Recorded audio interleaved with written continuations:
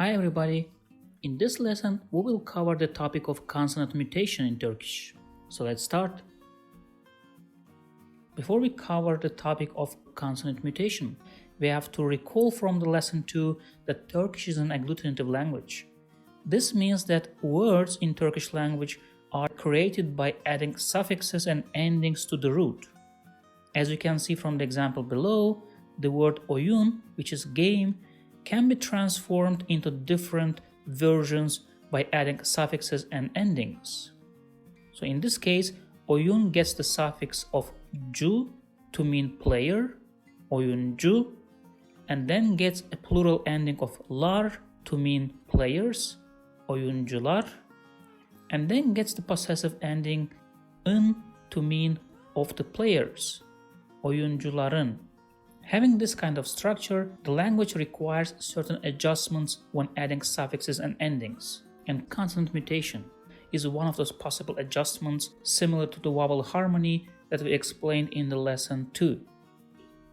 We already know from lesson 1 that Turkish alphabet consists of 21 consonants and 8 vowels. Similar to classification of vowels, consonants are also classified in two different ways. First, they can be classified based on continuity of voice, and second, they can be classified based on the softness or hardness of the letters. Below you can see the summary table of all these classifications and categories. Why is it important to classify them?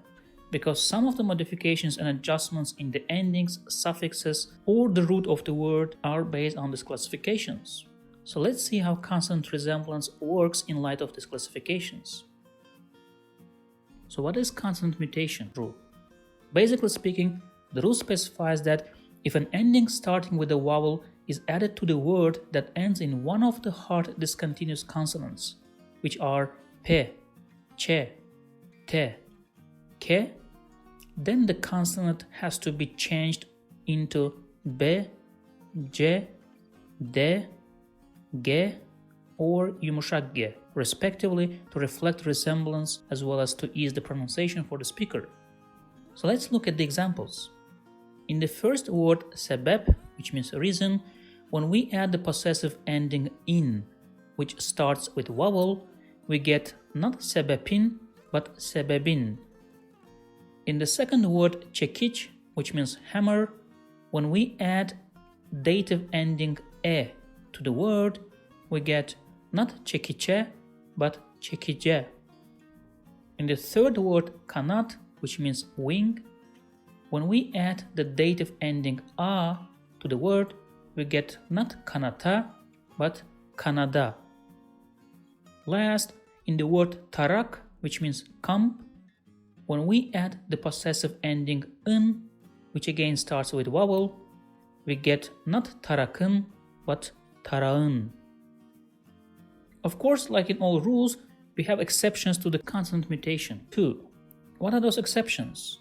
First, the single syllable words generally do not abide by this rule.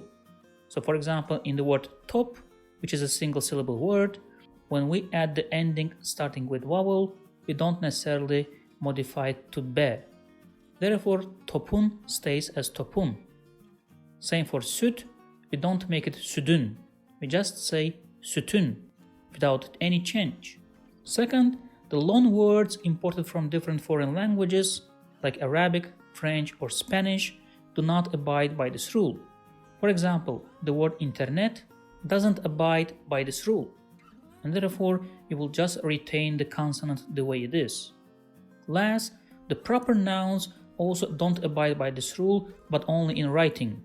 In pronunciation, you still modify the letter and make it sound appropriately. So in the word Ahmet, when you add the possessive ending in, you don't say Ahmetin, but you will say Ahmedin. But in writing, you will still retain te.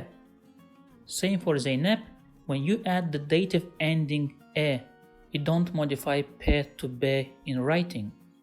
But in pronunciation, you will definitely modify it, and therefore the pronunciation will be not Zeynepe, but Zeynebe. Let's see some examples before we finish. The last letter P in the word çorap has to be modified to letter B because of the rule. like in the example below, çorabı bulamıyorum. Second, in the word ilaç, the last letter ç has to be modified to c. So the example will be not ilaçı aldın mı, but ilacı aldın mı. Third, the last letter t at the end of the word kağıt should be changed to d if it gets an ending starting with vowel. As in the example below, where it gets the ending ı, it has to become kağıdı. Kağıdı kestim.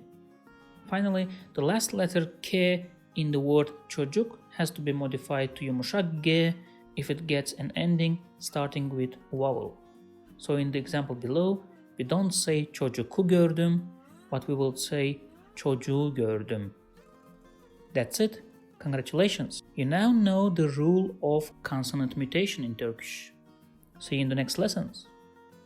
If you liked this video, please subscribe to my channel below for more videos on Turkish grammar, vocabulary and pronunciation. Also, if you think this video can benefit somebody else, please share it with them. Last, if you have any comment or request, please provide your feedback in the comment section below and I'll do my best to respond as soon as possible.